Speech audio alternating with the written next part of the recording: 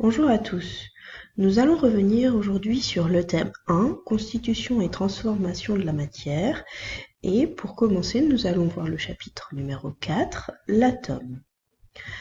Commençons par nous intéresser à la constitution de cet atome.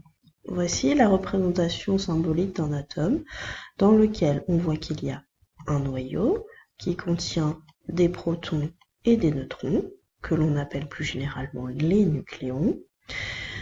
Et autour de ce noyau, il y a ce que l'on appelle le cortège électronique, qui est constitué d'électrons.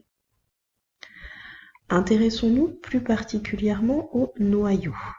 Alors, son écriture symbolique est AZX. Dans cette écriture, le X représente le symbole de l'atome. Le A s'appelle le nombre de masse. Cela correspond au nombre de nucléons qu'il y a dans le noyau, c'est-à-dire au nombre de protons, plus le nombre de neutrons. Le Z, quant à lui, c'est ce que l'on appelle le numéro atomique. Il correspond au nombre de protons qu'il y a dans le noyau. On a donc la relation A égale N plus Z, où A est le nombre de nucléons, N le nombre de neutrons, et Z le nombre de protons. Le N n'est pas une notation officielle. Seuls le A et le Z sont des caractéristiques du noyau. Alors, le numéro atomique Z est particulier puisque c'est ce qui caractérise un élément chimique. Un élément chimique a toujours le même Z, qu'il soit sous la forme d'un atome, d'un ion, ou bien qu'il fasse partie d'une molécule. Intéressons-nous maintenant à quelques exemples de représentations symboliques d'un noyau. Alors, le 12,6C par exemple. Le C ici, c'est notre X, ça veut dire que l'on est sur le noyau d'un atome de carbone. A est égal à 12. Cela signifie donc qu'il y a 12 nucléons dans le noyau de carbone. Z est égal à 6. Cela veut donc dire qu'il y a 6 protons parmi les 12 nucléons. Pour obtenir le nombre de neutrons, N, il suffit de faire A moins Z, donc 12 moins 6. Il y a donc 6 neutrons dans ce noyau. Voyons maintenant l'exemple du sodium 2311Na. Donc ici, le X, c'est Na, ce qui veut donc dire qu'on s'intéresse au noyau de l'atome de sodium. A, le nombre de masse, vaut 23. Il y a donc 23 nucléons. Z est égal à 11. Cela veut donc dire que parmi ces 23 nucléons, il y a 11 protons.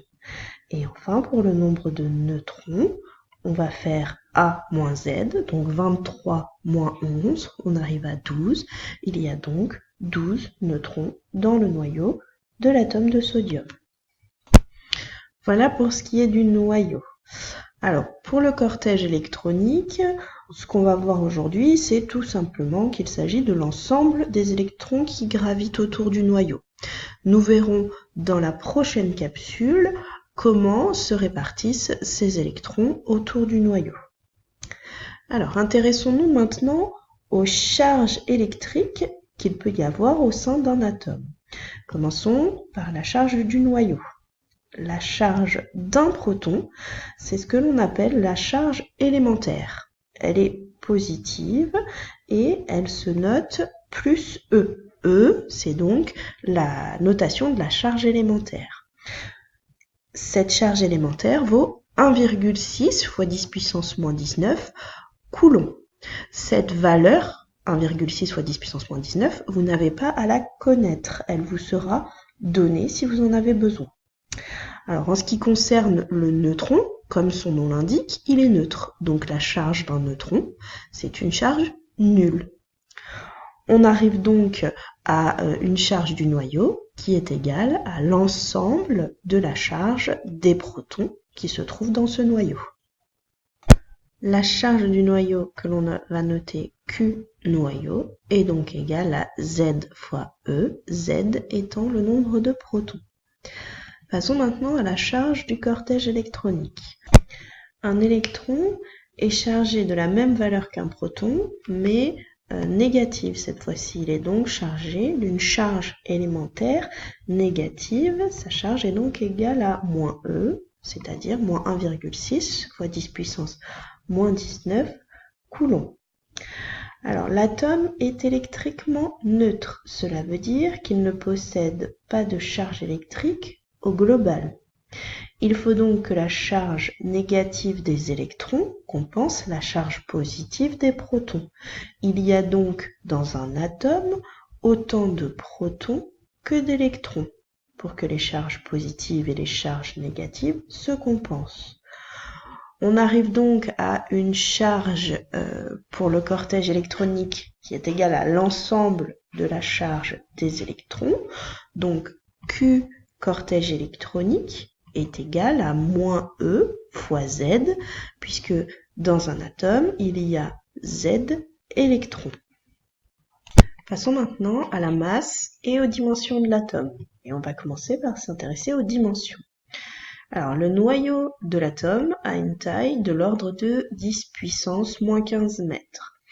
L'atome en entier, lui, a une taille de l'ordre de 10 puissance moins 10 mètres. Vous devez connaître ces ordres de grandeur. Alors, ce que l'on remarque entre ces deux valeurs, c'est qu'il y a 5 puissance de 10 de différence.